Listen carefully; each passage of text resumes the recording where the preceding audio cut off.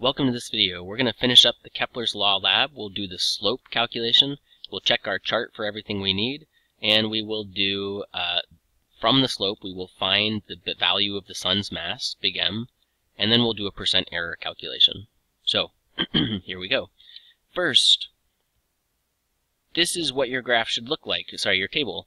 However, some of these values are off. Actually, they are all incorrect. You see how this is slightly wrong? This is an 88 is the true value. This isn't 56, it's something else. So my numbers are slightly different because I don't want this to be a way to just sort of check to see if you've got it. However, if your values are way smaller than mine or way bigger, then you know something is wrong. This is the correct ballpark range, how big the numbers should be roughly. Likewise, these are roughly how big these values should be. And this is roughly what your slope should be, 4 times 10 to the 18. Okay? However, it's not going to be exactly the same because I've got some errors. Alright, first thing.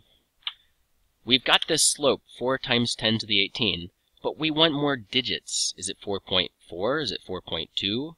Is it maybe 3.8? 3.7? So how do we do that? We do equals slope, open parentheses.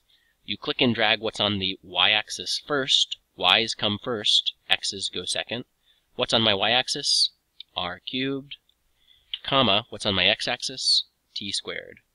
Close the parentheses and hit enter. And so here is my slope. Okay? Now, one of the things you did in your derivation was you proved that the slope was gm over 4 pi squared. So now you can plug in a value for that slope. You can plug in the number and solve for big M. Now before I plug in for the slope number, I'm going to isolate big M first. So I'm going to want to get it all by itself on the right side. So I have to get rid of the G. It's multiplied by a big M, so I divide by big G. So I've got slope over big G. And then I've got 4 pi squared. So where's that go? Well, I've divided M by the 4 pi squared. So to get rid of it, I have to multiply both sides by the 4 pi squared. So 4 pi squared. Italicize my pi. Okay. So now I show this calculation in Excel using the equation builder. This is my experimental mass of the sun because it comes from my experimental slope. This slope value that I have is based on my data, experimental measurements.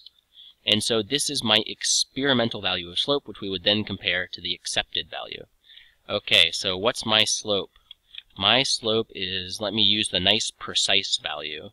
Alright, it's 3.55946 times 10 to the 18. I'm not going to worry about units. And then I've got also a 4 pi squared to multiply by.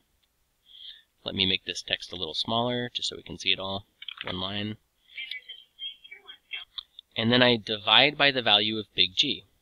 6.67 times 10 to the minus 11. Okay, and then I get out my calculator. M experimental. What is my experimental mass of sun? So I'm going to type this in. Here's the mass, here's my slope rather, times 4 times pi squared over big G. And what do I get? 2.1. And I'll round that to 2.107. I'll keep three decimal places. Times 10 to the 30. That's mass, so it's kilograms. Now I have to compare this to the accepted value, and I explain what the accepted value is. How do we find that? You can just look it up online. Mass of sun. Let's do a Google search. And here we go, 1.989. Normally we would have to cite this value. We're not going to worry about that right now. Betelgeuse. Sirius. Oh, some other suns, some other stars. Okay, so 1.989 times 10 to the 30.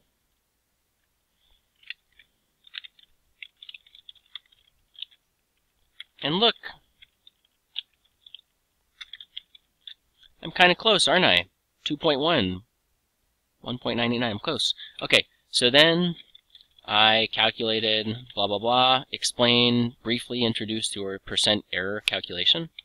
So percent error is, I don't know that formula. What can I do? Look it up online. Percent error formula. There are different ways to do that percent. I'm going to do an image search. There's different ways to do this this formula, and that's fine. I'll accept any of these. You know, there's a lot of different ways people do it, so I'll accept whatever you choose. Okay, it's theoretical minus experimental over theoretical. So the theoretical value, the actual value, the known value, the true value, that's the 1.989 that I Googled. The experimental, that's what I found from my slope. Theoretical is what I Googled. And you can use the absolute values. Some people leave them off. I kind of like to leave them off. So I'm just going to copy experimental, copy and paste, Control-C, Control-V, minus, copy. You can Control-C, or you can do right-click copy, right-click paste, or Control-V. Oh, maybe it won't let me paste. Here we go. Paste over the accepted or theoretical or true. Okay, and let me make this a little smaller so it fits on one line. Let's do 20. Okay, and then on the next line perhaps I do percent error equals. I do this calculation in my calculator. So here I go, got my my experimental minus the accepted. I've got the exponents divided by the accepted. And then I have to change that into a percent, so I multiply by 100. And my percent error is 5.9%. 2 sig figs seems reasonable. Yours is going to be much, much lower. You're going to get a much better value. Now check this out. I didn't need the E30, did I? Second enter, second enter. If I take off the exponents, because they're there, they can kind of, you can actually cancel them out, the times 10 to the 30. Look at this. You can take out the exponents, just do the 2.107, 1.989, and you get the same exact value, times 100, and that's my answer.